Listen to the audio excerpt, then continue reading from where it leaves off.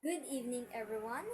I am Eden Grace Alicante, your assigned presenter for today. Today, we will be discussing about the impact of economic globalization towards developing country. Now, in order to fully grasp our topic, we have to define a certain or particular terms. Economic globalization is defined as the increase of interdependence of national economies worldwide through cross-border movement of goods and services, technology, capital, and labor. Now, what makes a country a developing one? Well, according to Wikipedia, a developing country is a sovereign state with a less developed industrial base and a lower human development index relative to developed countries. A best example of this that we all know is the Philippines. But how do we say that the Philippines is a developing country? Well, according to Michael P. Todora, the characteristics of developing country are 1. Low standards of living, that means low income, inequality, and poor health care, as well as inadequate education is present within the country. Number 2, low levels of productivity. This means that few goods or services is produced within the country. Number 3 is high rates of population growth and dependency burden, or in simple terms, overpopulation. Number 4 is the high and rising levels of unemployment and unemployment.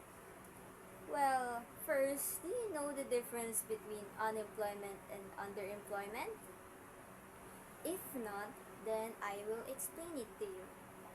Well, unemployment talks about someone that seeks jobs but unable to work. For example, your father applying to various companies, yet none of those companies seem to have accepted him. While on the other hand, unemployment talks about people who are employed but their educational attainment does not match their job, or in simple terms, job mismatch. For example, a BS Ed English graduate working as a cashier in Jolly. The fifth characteristic is the substantial dependence on agricultural production and primary product exports. Um, this talks about that the country has heavily dependence of exported products than the local made one. The sixth characteristic is the prevalence of imperfect markets and limited information. And the last one is the dominance, dependence, and vulnerability in international relations. Now, does the Philippines truly fit this category?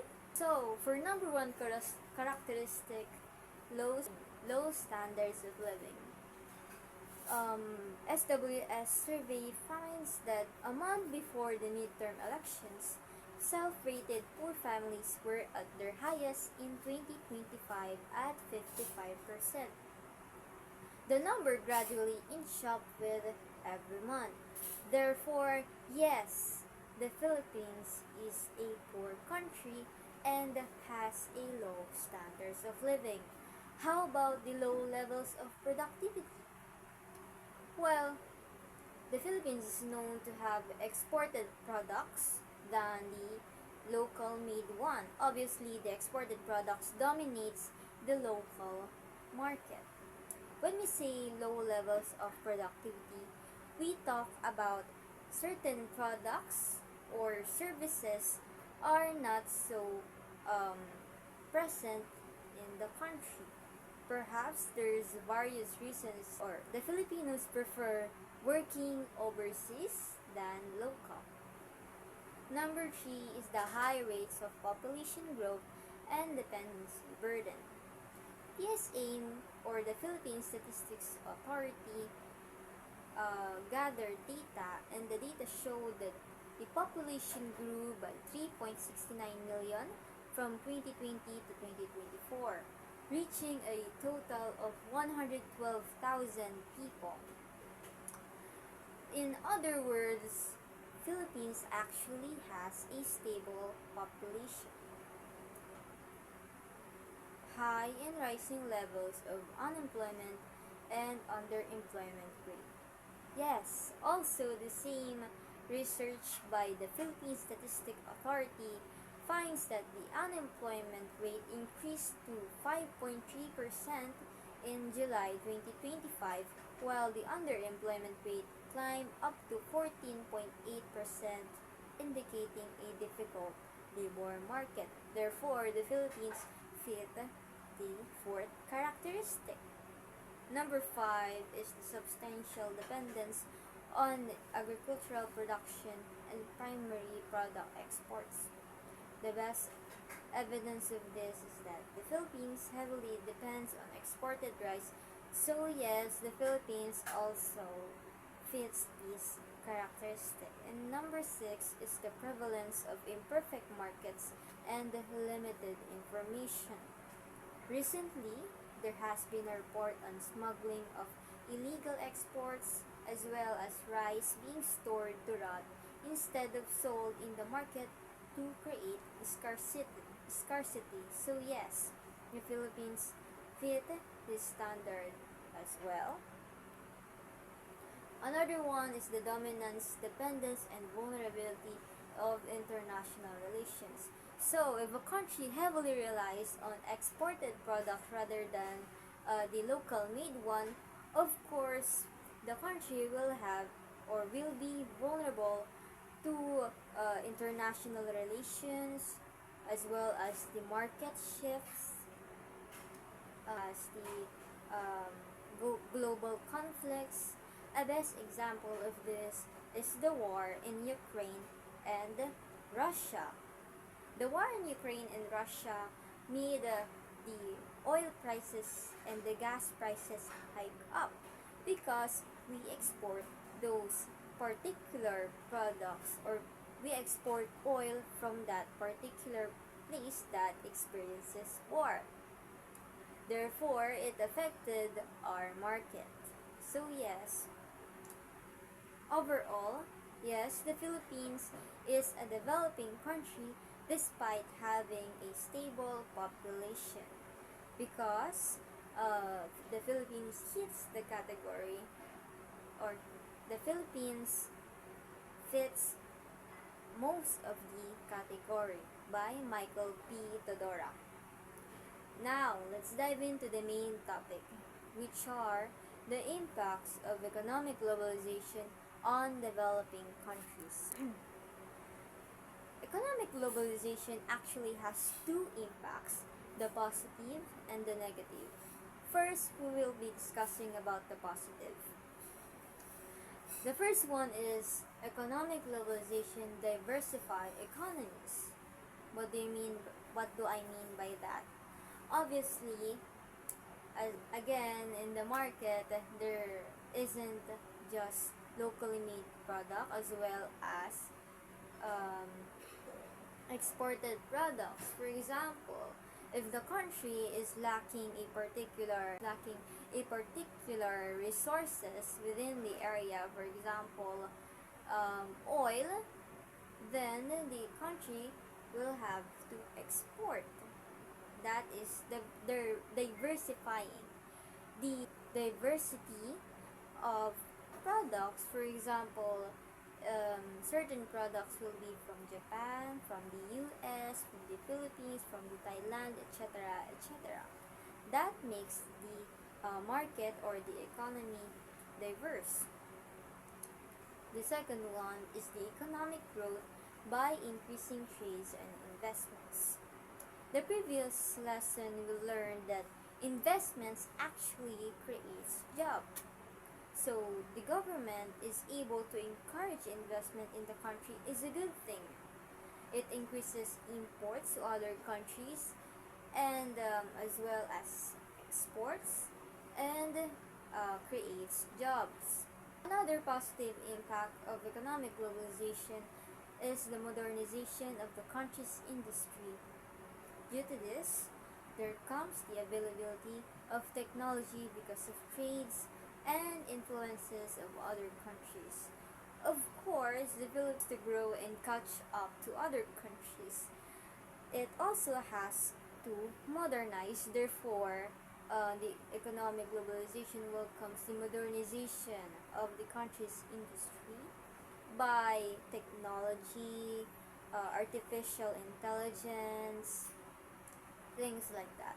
So, another positive impact of economic globalization is that it creates jobs. Just like what I've said before, due to investments, um, there's more jobs to offer. Okay, so let's move on to the negative impacts of economic globalization. Number one and first and foremost is the income disparity. It is the unequal distribution of income across global countries. For example, a Japanese businessman hiring Filipinos. Obviously, the Filipinos doesn't have the same salary as the Japanese contractor because there's a difference in position.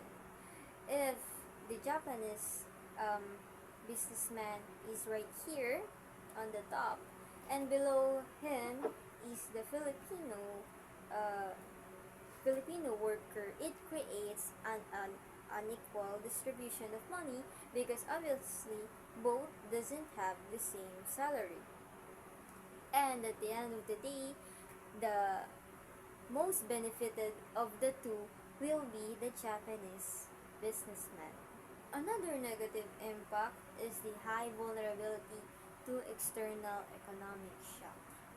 If the exported products continue to dominate the local market, we will be vulnerable to global conflict and market shift, just like my example before. This creates a vulnerable market or we don't have control outside of our country. The impact of economic globalization is the environmental degradation. Modernization of technology can lead to environmental degradation due to factories producing harmful fumes to create motherboards and chips and metal scraps. Moreover, those does not degrade. The more that the country tries to modernize, tries to catch up with the artificial intelligence, obviously more trash will be made. And those particular trash are not always degradable. That's why it has a big impact on environment as well. If the environmental impact or if the environmental degradation continues to worsen, then a country will have a resource depletion which will heavily affect the local and global markets.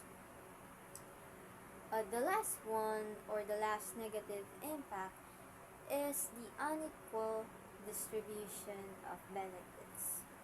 Recently, there has been a deal between President Trump and President Marcos about the 19% tariff of America in the Philippines, while the Philippines is a open market. Now, this creates an unequal distribution of benefits. Obviously, the more that we import to America, the more tax that they will get. 19% of the product is taxed to the government, while the more that America imports, the more that they get rich. How? Because because they don't have to pay, they don't the American businessmen don't have to pay taxes.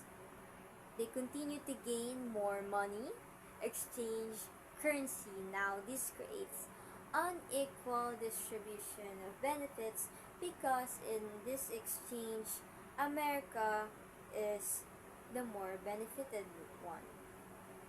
It is undeniable that economic globalization brings out the positive and allows countries to catch up with the global market. If managed correctly, it can lead to big development. The best example of this is Japan. Now, that is all. Thank you all for listening, and I hope that you understand my lesson.